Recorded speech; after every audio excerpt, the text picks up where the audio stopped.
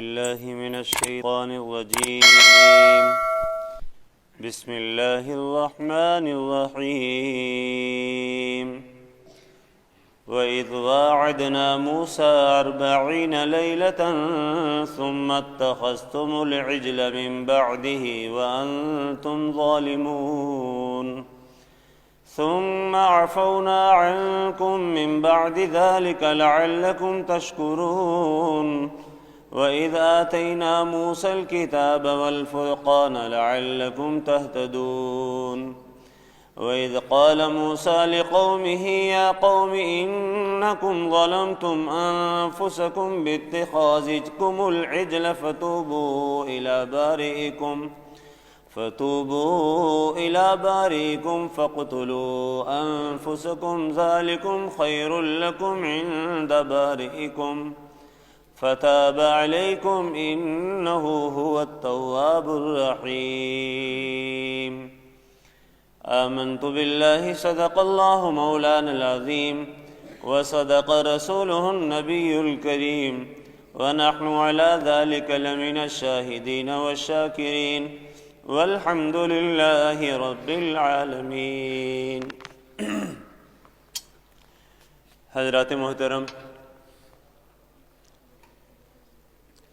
قرآن کریم کی سورہ بقرہ کی جو آیتیں تلاوت کی گئی ہیں، ان آیات کا ترجمہ یہ ہے: اور یاد کرو اس وقت کو جب ہم نے وعدہ کیا موسیٰ سے 40 لیلۃً 40 راتوں کا، ثم اتخذتم العجل من بعدہ، پھر تم نے معبود بنا لیا بچھڑے کو ان کے جانے کے بعد، وانتم ظالمون، اس حال میں کہ تم ظلم کرنے والے تھے، ثم عفونا عنکم من بعد ذلک، پھر ہم نے معاف کر دیا تم کو اس کے بعد، لعلکم تشکرون، تاکہ تم شکر کرو۔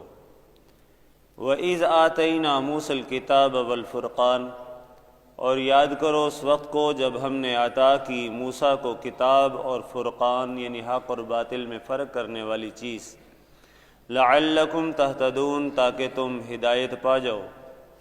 اور یاد کرو اس وقت کو جب موسیٰ نے کہا اپنی قوم کو، یا قومی، اے میری قوم، انکم ظلمتم انفسکم، بے شک تم نے ظلم کیا ہے اپنی جانوں پر، باتخاذکم العجل، بچھڑے کو معبود بنا کر، تجویز کر کے، فتوبوا الی بارئکم، پس تم توبہ کرو اپنے پیدا کرنے والے کے سامنے، فاقتلوا انفسکم، اور قتل کرو اپنی جانوں کو، ذالکم خیر لکم عند بارئکم، یہ بہتر ہے تمہارے واسطے تمہارے پیدا کرنے والے کے ہاں، فتاب علیکم، پس اس نے توبہ قبول کر لی تم پر، انہ هو التواب الرحیم، بے شک وہ توبہ قبول کرنے والا اور بہت مہربان ہے۔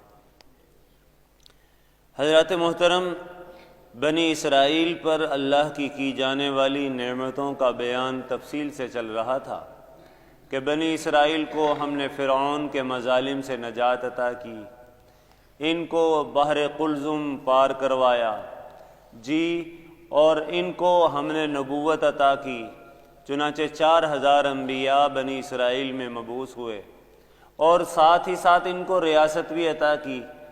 سکندر ذوالقرنین انہی میں سے تھے، اور حضرت یوسف علیہ السلام سے جو نبوت چلی تھی، ظاہر حضرت یعقوب علیہ السلام کے بیٹے تھے حضرت یوسف علیہ السلام، اور یعقوب کا لقب ہی اسرائیل تھا، تو بنی اسرائیل میں سے حضرت یوسف کو بھی حکومت ملی، بادشاہت ملی، اور اسی طرح سکندر ذوالقرنین جو بادشاہ گزرے ہیں وہ بھی انہی میں سے گزرے ہیں، اور اسی طرح حضرت عیس وہ بھی بادشاہ گزرے ہیں، ایک ریاست کے ایک مخصوص علاقے کے حاکم تھے، وہ بھی بنی اسرائیل میں سے تھے۔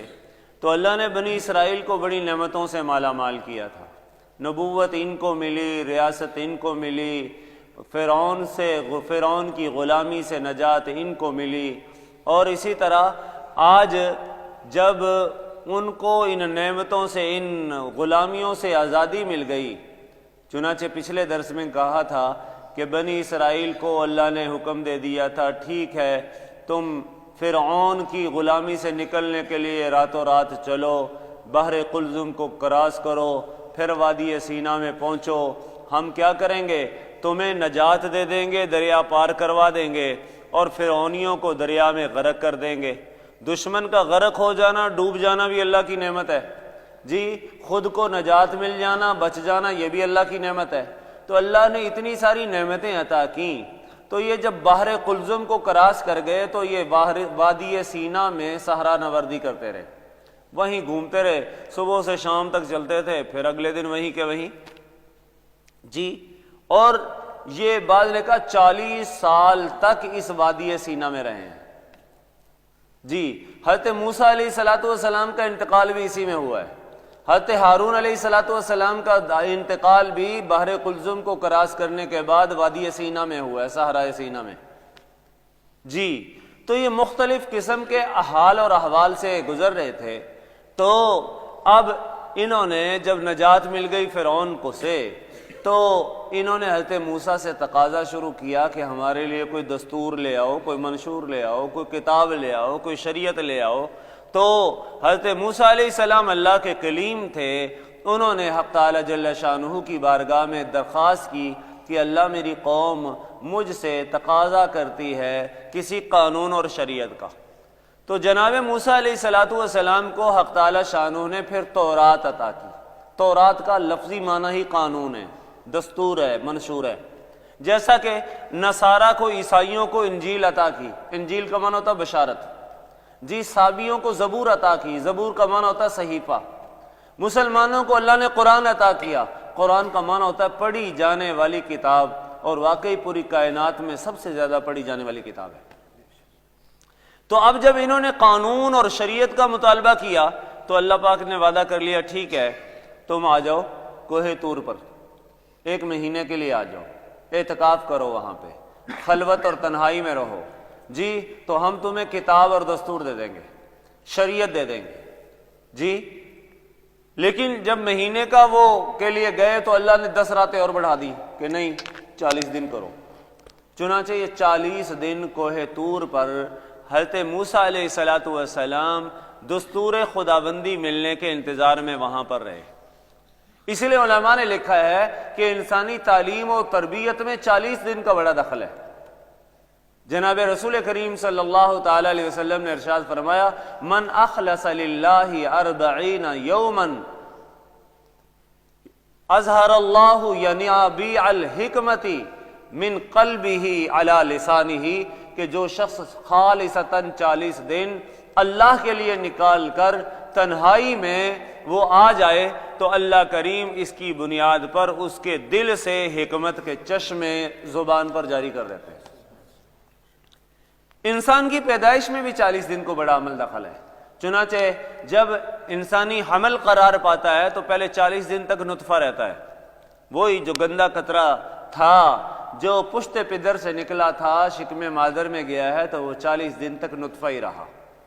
پھر 40 دن کے بعد اس میں تبدیلی آتی ہے۔ اب دیکھیں ایک حالت سے تبدیلی آئی ہے کتنے دن بعد؟ 40 دن بعد، اور وہ علقہ بن جاتا ہے، جمع ہوا خون جی۔ پھر اور 40 دن گزرتے ہیں، وہ ایسے ہی جمع ہوا، وہی جو نطفہ تھا وہ خون بن گیا تھا، 40 دن ویسے ہی رہا۔ لیکن اگلے 40 دن گزرے، پھر اس میں تبدیلی آئی، اس میں انقلاب آیا۔ اب جب انقلاب آیا تو وہ خون جمے ہوئے خون سے ترقی کر کے مضغہ بن گیا، لوتھڑا بن گیا۔ چنانچہ یہ 40 دن پھر اسی حالت میں رہتا ہے، لوتھڑا، گوشت کا لوتھڑا رہتا ہے۔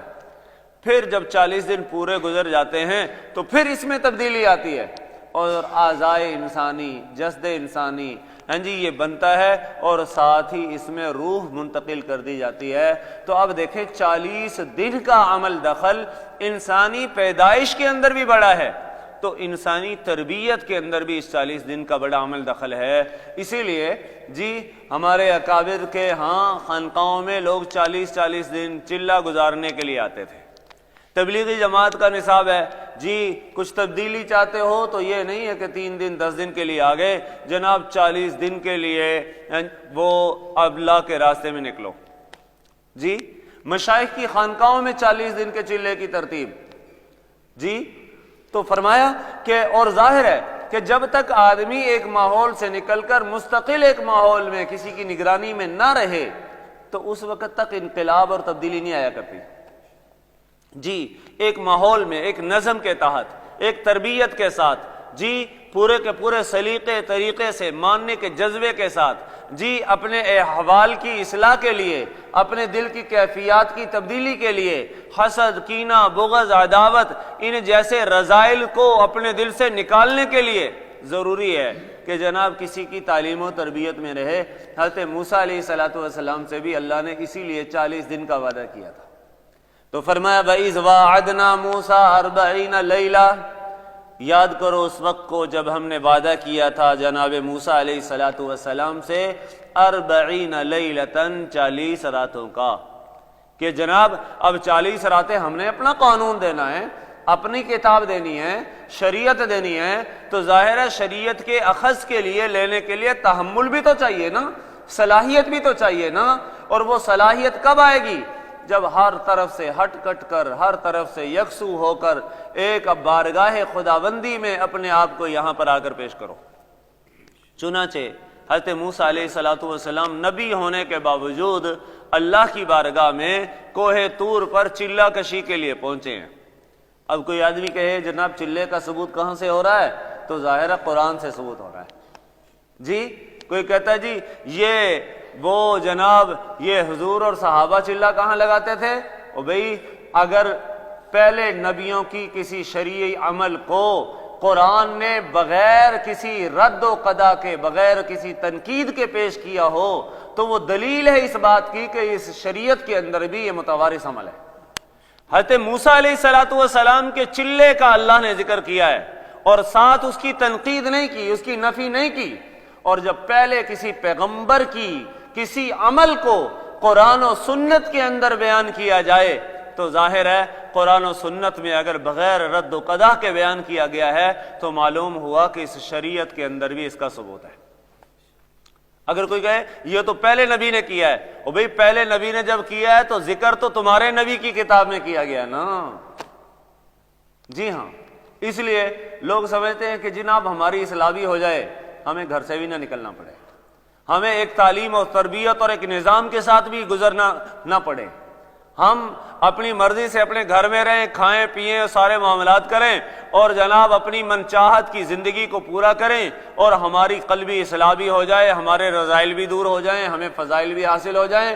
جناب اللہ نے حضرت موسیٰ جیسے جلیل القدر پیغمبر کو خلوت و تنہائی میں جی چلہ کشی کے لیے اللہ نے قانون دینا تھا، دستور دینا تھا اور اللہ نے ایک اعزاز عطا کرنا تھا. اس اعزاز کے دینے کے لیے رب نے پہلے چلے کے لیے بلوایا ہے. جی تو اس لیے سالک کے لیے جہاں پر اور چیزوں کی ضرورت ہے وہاں پر اس بات کا بھی اہتمام ہو کہ وہ اپنے مشائخ کی نظر میں سرپرستی میں وہ کیا کریں، ایک وقت گزاریں، ایک نظم لیں ان کے تحت، اس نظم کے تحت ایک معمولات لیں اور ان معمولات کے مطابق اپنی زندگی کو صرف کریں. جناب جس میں تہجد کے وقت سے لے کر جناب رات سونے تک، رات کے سونے سے لے کر صبح پھر اٹھنے تک، پھر کھانے پینے کے تمام معمولات میں جناب تمام کے تمام امور میں ایک سرکل ہو، ایک چین ہو اور اس کے مطابق اپنے آپ کو بسر کرے تاکہ جناب آئندہ اپنی خانگی زندگی کے اندر بھی اس بات کی اس کو عادت پڑ سکے. جی ہاں، تو فرمایا وَإِذْ وَاعَدْنَا مُوسَىٰ 40 لَيْلَةً، یاد کرو اس وقت کو جب ہم نے وعدہ کیا موسیٰ سے 40 لیلۃ 40 راتوں کا. اور جب ادھر موسیٰ علیہ السلام چلے گئے تم نے پیچھے سے کیا کیا؟ ثُمَّ اتَّخَذْتُمُ الْعِجْلَ مِن بَعْدِهِ، پھر تم نے تجویز کر لیا بچھڑے کو ان کے جانے کے بعد. یہ بنی اسرائیل کے اندر بڑی بری عادت تھی. جی یہ حضرت موسیٰ علیہ الصلوۃ والسلام ان کی اصلاح احوال کے لیے کوشش کرتے تھے اور یہ پھر جہاں سے لے کر حضرت موسیٰ چلتے تھے پھر دوبارہ وہیں پر پہنچ جاتے تھے. اصل میں بات یہ تھی کہ انہوں نے بچڑے کو معبود بنا لیا. کیوں بنایا؟ کہا اصل میں یہ فرعون کی غلامی میں رہے ہیں اور فرعون کی غلامی میں رہنے کی وجہ سے محکوم قوم کے اندر ہمیشہ اپنی حاکم قوم کے اثرات ہوا کرتے ہیں. فرعونی سانپوں کی پوجا کرتے تھے، گائے کی پوجا کرتے تھے، سورج کے پجاری تھے، تو ظاہر ہے انہوں نے جب بچڑے کو دیکھا اور بچڑے کو سامری لے کے آیا تھا، اس سامری نے عجیب بڑا خبیث الفطرت آدمی تھا، اس سامری نے حضرت موسیٰ علیہ السلام نے جب دریائے قلزم کو، بحر قلزم کو پار کیا تھا تو جبرائیل علیہ السلام آئے اور اپنی جس گھوڑی پر سوار تھے وہ آگے آگے لگائی تاکہ گھوڑے سارے کے سارے پیچھے پیچھے آ جائیں۔ اب یہ سامری وہاں پر تھا، اس نے جب دیکھا جہاں پر جبریل امین کی گھوڑی کے پاؤں پڑتے ہیں وہیں پر سبزہ اگاتا ہے، اگلا قدم پڑا، قدم اٹھایا، وہیں سے سبزہ اگایا۔ یہ سمجھ گیا کہ جبرائیل کی اس گھوڑی کے پاؤں کے نیچے جو مٹی میں فوراً سبزہ اگ رہا ہے اس میں لازمی طور پر کوئی عنصر حیات موجود ہے، زندگی کا کوئی وہ عنصر موجود ہے۔ اس نے وہ مختلف قدموں سے وہ مٹی اٹھائی اور اپنے پاس محفوظ رکھ لی، اور ظالم یہ سنارا تھا، اس سنارے نے کیا کیا جناب، اب سوچا کہ وہ تو چلے گئے ہیں موسیٰ علیہ السلام، ان کی قوم کو گمراہ کروں۔ اس نے ایک گوشالہ بچڑا لیا اور بچڑے کو اپنے سونے کے ذریعے سونے کی تصویر بچڑے کو سامنے رکھ کر سونے کا ایک بچڑا بنا دیا۔ اب ظاہر ہے بچڑا بنایا ہے تو اب جو اس کے منہ کی جگہ تھی نا، منہ میں اس نے وہ مٹی رکھ دی، اب اس مٹی میں واقعی عنصر حیات تھا۔ اب جب وہ مٹی اس سونے کے بنائے ہوئے بچڑے کے منہ میں پڑی تو اس نے بولنا شروع کر دیا۔ اب جب اس نے بولا تو بنی اسرائیل والوں نے سنا، وہ کہنے لگے یہ کیا ہے؟ انہوں نے کہا یہی تو تمہارا معبود ہے، جس موسیٰ علیہ السلام جس اللہ کی عبادت کرنے کے لیے تمہاری طرف دستور لینے کے لیے گئے ہیں نا، وہ اللہ اس بچڑے میں حلول کر گیا۔ ان عقل کے اندھوں نے یہ نہیں دیکھا کہ جناب یہ بچڑا جس کو اس نے اپنے ہاتھوں سے سونے کا بنایا ہے، اس کے اندر سے جو آواز نکل رہی ہے یہ ہمارا معبود کیسے ہو سکتا ہے؟ اور ہمیشہ ایسا ہوتا ہے کہ جو باطل ہوتا ہے اس کی عقل پر جناب مختلف قسم کے پردے پڑ جایا کرتے ہیں، عقل کام نہیں کیا کرتی۔ وہ کہتے ہیں نا جب دین جاتا ہے تو عقل بھی ساتھ ہی چلی جاتی ہے۔ اس لیے حکیم الامت حضرت تھانوی نور اللہ مرقدہ نے لکھا ہے، فرما ہمیشہ خدا سے دین کا بھی سوال کرتے رہو اور دین کے ساتھ عقل کا بھی سوال کرتے رہو۔ حضرت عمر رضی اللہ تعالیٰ عنہ حضور کی مجلس میں تھے، حضور نے فرمایا محشر کا دن ہوگا، نفسا نفسی کا عالم ہوگا، کوئی دوسرے کو پہچانتا نہیں ہوگا، انبیاء بھی نفسی نفسی پکار اٹھیں گے اور انسان جو ہے انتہائی گھبراہٹ کے عالم میں ہوں گے۔ تو حضرت عمر رضی اللہ تعالیٰ عنہ کہنے لگے یا رسول اللہ صلی اللہ علیہ وسلم، کیا اس وقت ہماری عقل کام کرے گی؟ حضور نے فرمایا عقل تو کام کرے گی۔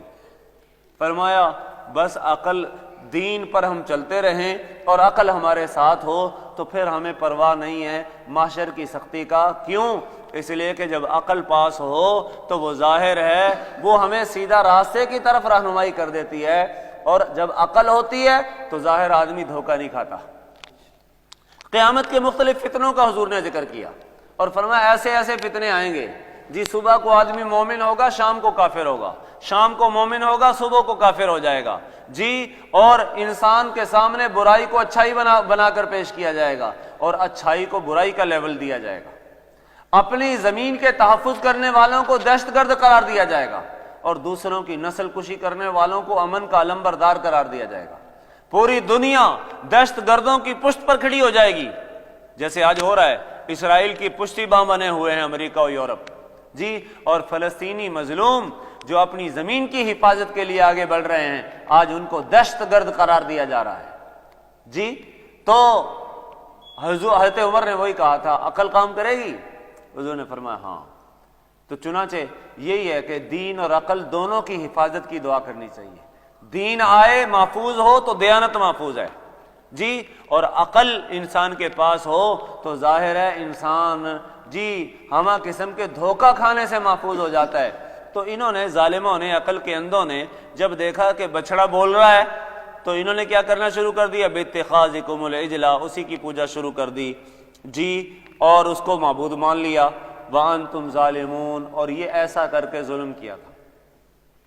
اور میں نے کہا تھا یہ بچڑے کو کیوں معبود بنایا ہے؟ فرعون کی غلامی میں تھے اور فرعون کی غلامی میں رہنے کی وجہ سے فرعونیوں کے اثرات تھے۔ جیسے ہم پاکستان والے لوگ ہیں نا، ہندوستان پاکستان میں جتنے مسلمان ہیں یہ اصل میں ہندوؤں کی غلامی میں رہے ہیں، اور اسی وجہ سے ان کے اندر ہندوؤں کی رسمیں ہیں۔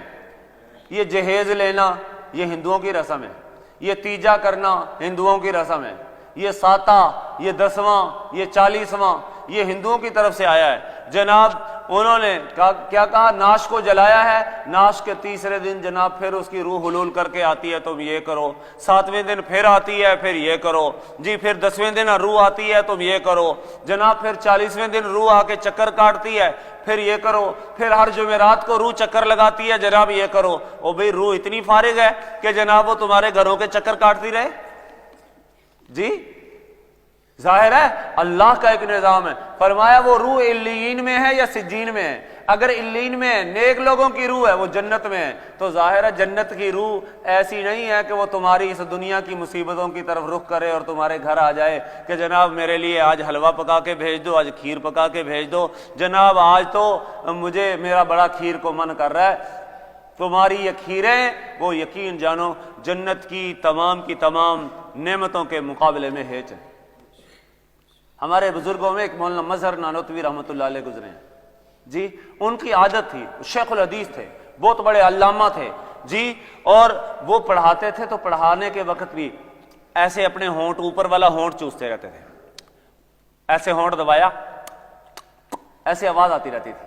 اچھا پھر بیان کر رہے ہیں، بیان کے دوران تھوڑا سا بیان کیا، پھر ہونٹ چوستے رہے جی، پھر آگے نماز پڑھی، بعض اوقات نماز میں جی سورہ فاتحہ مکمل کی ہے، ہونٹ پھر چوسنے لگے جی، سجدے میں گئے ہیں تو آواز آ رہی تھی، ہونٹ چوستے تھے۔ ایک دن ایک شاگرد تھا بڑا لاڈلا، وہ کہنے لگا حضرت یہ کیا مسئلہ ہے؟ آپ نماز میں ہوتے ہیں تو ہونٹ چوستے ہیں، آپ جناب پڑھا رہے ہوتے ہیں تو ہونٹ چوستے ہیں، آپ درس دے رہے ہوتے ہیں تو اوپر کے ہونٹ کو چوستے رہتے ہیں۔ انہوں نے کہا بھئی یہ میرا اور میرے رب کا معاملہ ہے، رہنے دو، چھوڑ دو۔ کہا نہیں حضرت مجھے تو بتاؤ، میں بھی اگر کوئی کام کی چیز ہے میں بھی ایسے کروں؟ فرمایا تم نہیں کر سکتے۔ کہا کیسے؟ فرمایا شاملی کا میدان تھا، جہاد ہو رہا تھا، اور شاملی کے میدان میں حضرت حاجی امداد اللہ مہاجر مکی رحمۃ اللہ علیہ، حضرت مولانا رشید احمد گنگوہی رحمۃ اللہ علیہ، حضرت حافظ ضامن شہید رحمۃ اللہ علیہ، جناب بڑے بڑے اکابر کا مجمع تھا، اور وہاں پر ظاہرہ مسلمانوں کو شاملی کے میدان میں شکست ہو گئی۔ بہت سارے مسلمان مجاہدین جناب زخموں سے چور چور تھے اور اسی حالت میں پڑے ہوئے تھے۔ بہت سارے لوگ یہ سمجھ رہے تھے کہ یہ شہید ہو چکے ہیں، لیکن کچھ کی ابھی جان قفس انصری سے پرواز نہیں کیے ہوئے تھی جی، ابھی زندگی کی کچھ رمق باقی تھی۔ جناب رات کا وقت تھا، میں نے بھی دیکھا کہ جناب میں بھی انہی زخموں سے چور ہو کر وہاں پر لیٹا ہوا ہوں۔ اب کیا ہوا کہ جناب میں دیکھ رہا ہوں کہ ایک حور جنت کی طرف سے بہت سارے حوروں کی جلب میں آئی ہے، اور وہ جس نے بھی شہید نے شہید ہونا ہے اس کے منہ کو کیا لگا رہی ہے؟ جنت کا ایک چمچ لگا رہی ہے، شہد لگا رہی ہے۔ تو کہتے ہیں اور جو بھی جس کے منہ کو بھی چمچ جنت کا شہد لگتا ہے یا کوئی چیز لگتی ہے، بس وہ اس کے بعد جان اس کی نکلتی ہے، اللہ کے پاس پہنچ جاتا ہے، شہید ہو جاتا ہے۔ کہتے ہیں اب کیا ہوا؟ اب کہتے ہیں اتنے میں وہی حور ایسا لگا کہ وہ میرے پاس آئی ہے، اور میرے پاس آ کے اس نے ابھی چمچ میرے ہونٹ کو ہی لگایا ہے۔ اتنے میں دور سے پیچھے سے اور حوریں دوڑی ہوئی آئیں اور کہنے لگی ہے بندی خدا اس کو یہ نہ پلا، ابھی تو اس کے جانے کا وقت نہیں آیا جی، ابھی تو اس نے زندہ رہنا ہے۔ تو کہتے اس نے اپنا چمچ ہٹا لیا، لیکن جنت کا وہ خالی چمچ جو میرے ہونٹ کو لگا تھا اس میں حلاوت اور مٹھاس اتنی لذیذ ہے، اتنی زیادہ ہے کہ جناب میں جب یہ ہونٹ کو چوستا ہوں جنت کے شہد کے مزے میری زبان پر محسوس ہوتے ہیں۔ تو تم یہ کہتے ہو کہ جناب ہر جمعرات کو روح آتی ہے اور کھیر مانگتی ہے اور حلوے مانگتی ہے اور طرح طرح کی چیزیں مانگتی ہے؟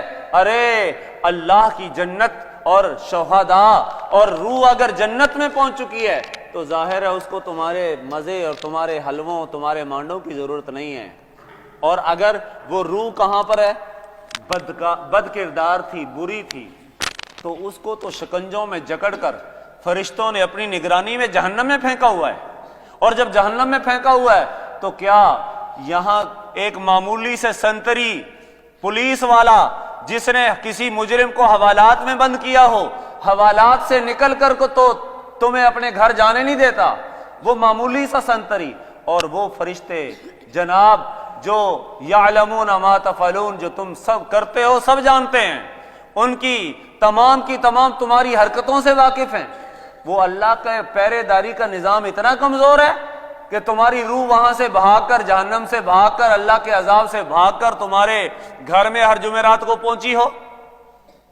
یاد رکھیں، یہ بات قرآن نے عقائد کو صاف اور شستہ کیا ہے۔ یقین جانو، جو قرآن پڑھتا ہے، جو قرآن سنتا ہے، جو قرآن سمجھتا ہے، وہ کبھی باطل نظریے کا پجاری نہیں بن سکتا۔ جی تو فرمایا وَأَنْتُمْ ظَالِمُونَ، تم نے بچڑے کو معبود بنایا۔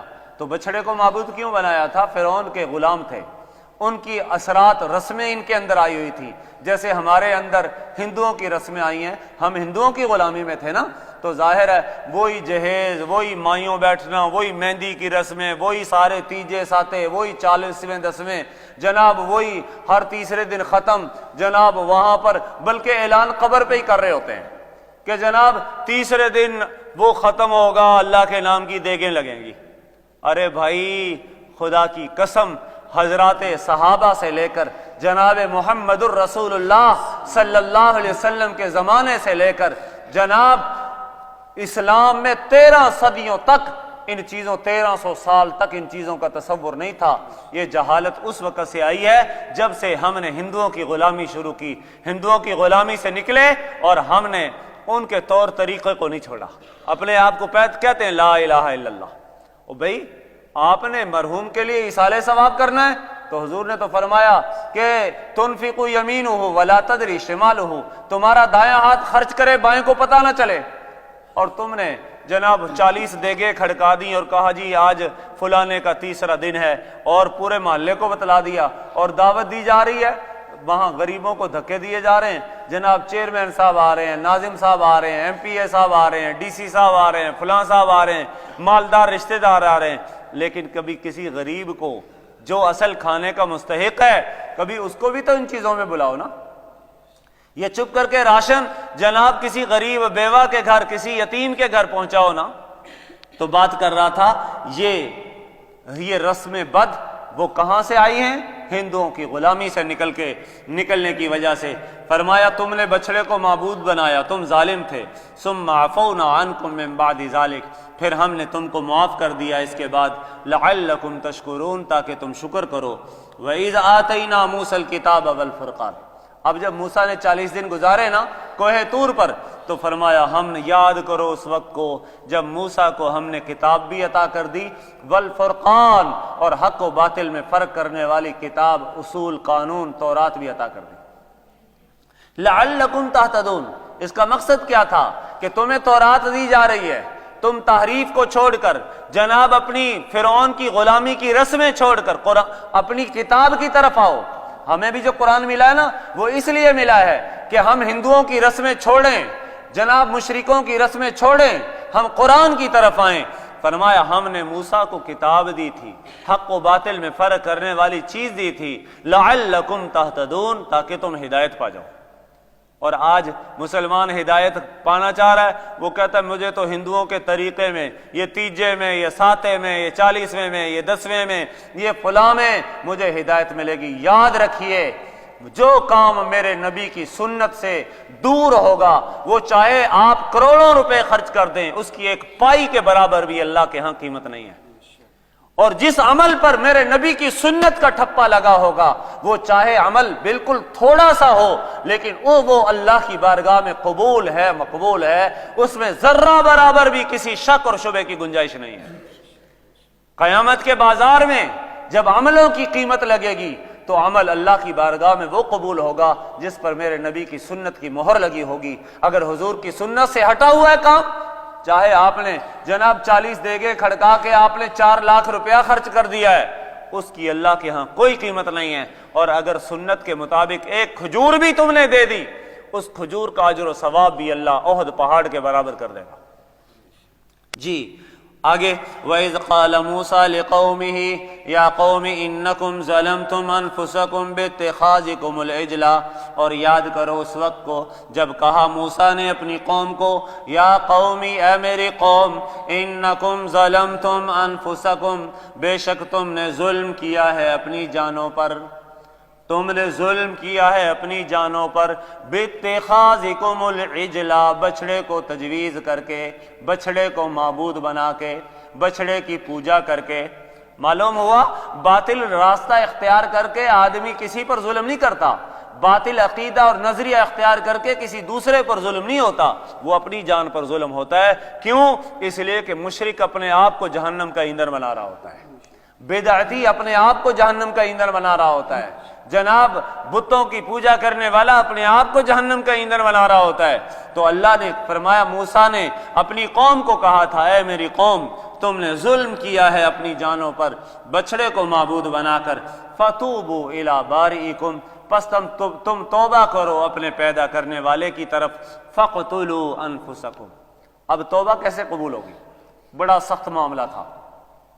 ان کو کہا تمہاری توبہ، تم نے بچڑے کو معبود بنایا ہے، ہرگز ایسے تمہاری توبہ قبول نہیں کریں گے۔ تم میں سے وہ لوگ جنہوں نے بچڑے کی پوجا نہیں کی وہ ایک اونچے مقام پر کھڑے ہو جائیں، اور جنہوں نے بچڑے کی پوجا کی ہے وہ ان کے سامنے سر جھکا کر آئیں، اور جو شرک اور بت پرستی سے بچے رہے وہ ان کی گردنیں اڑاتے رہیں۔ چنانچہ 12,000 ان میں سے لوگ نکلے تھے جنہوں نے بچڑے کی پوجا نہیں کی تھی، اور باقی 70,000 کے قریب لوگ ایسے تھے جنہوں نے بچڑے کی پوجا کی تھی۔ تو بنی اسرائیل میں اس وقت 70,000 کے قریب لوگ قتل کیے گئے۔ جی، ان کی توبہ قبول اللہ نے تب کی ہے جب کہا اپنے آپ کو آؤ، یہ شرک، یہ ایسی لعنت ہے جو معافی کے قابل نہیں ہے، مشرک کے لیے کبھی مغفرت نہیں ہے، مشرک کے لیے بخشنے کا کوئی اسلوب نہیں ہے، اس کا طریقہ یہ ہے کہ اپنی مشرکانہ جان کو ختم کرے۔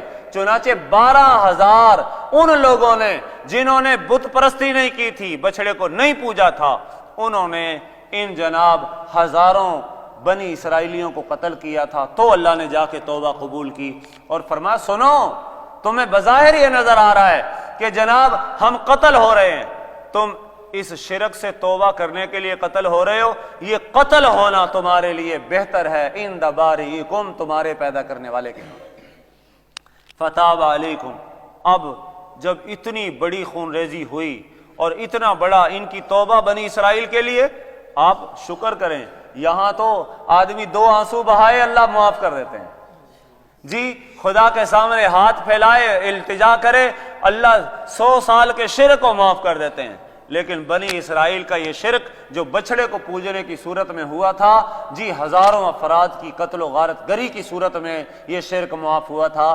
تو اللہ نے اپنے پیارے نبی جناب محمد الرسول اللہ صلی اللہ علیہ وسلم کے صدقے اور برکت سے اس امت کو یہ اعزاز عطا کیا ہے۔ یہاں پر تو معافی مانگ لے، ہاتھ اٹھا لے، ربا معاف کر دے، ربنا اغفر لنا ذنوبنا، ربا ہمارے سب گناہوں کو معاف کر دے۔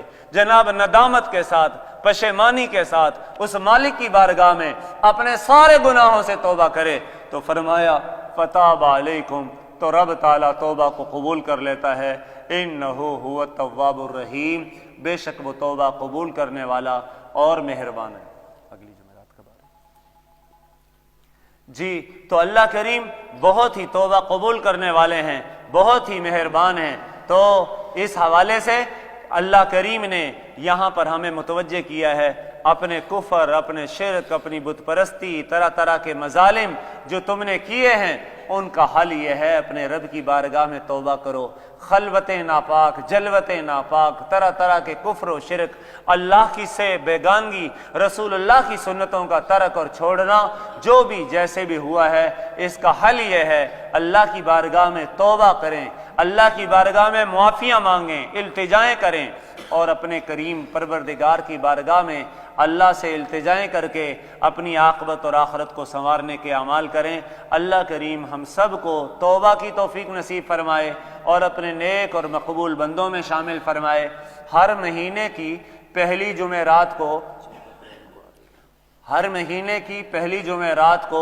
شام سے لے کر جمعرات شام سے یعنی عصر سے لے کر جمعہ اشراق تک الحمدللہ یہ خانقاہی اجتماع کا سلسلہ ہوتا ہے، اور اس میں مسنون اعمال کی پابندی، اذکار کی محافل، درود پاک کی مجالس، اور اسی طرح تہجد کے معمولات اور تہجد کے اوقات میں ذکر اور اسی طرح دوسرے اعمال الحمدللہ پابندی سے کیے جاتے ہیں۔ اور اللہ کی طرف توبہ کرنے کی اس وقت قوم کو سب سے زیادہ ضرورت ہے، اس لیے ہر مہینے کی پہلی جمعرات کو عصر کی نماز سے لے کر اشراق تک یہاں پر یہ اجتماع منعقد ہوتا ہے، تو احباب الحمدللہ یہاں پہ شرکت کرتے ہیں۔ تو اس کے حوالے سے اپنی اصلاح کے لیے، اپنے دل کو رذائل سے پاک کرنے کے لیے، اپنے قلب کو اچھی صفات حمیدہ سے مزین اور آراستہ کرنے کے لیے، اپنی زندگی کو سنت کے اسلوب پر ڈھالنے کے لیے جناب یہ ایک رات کا جو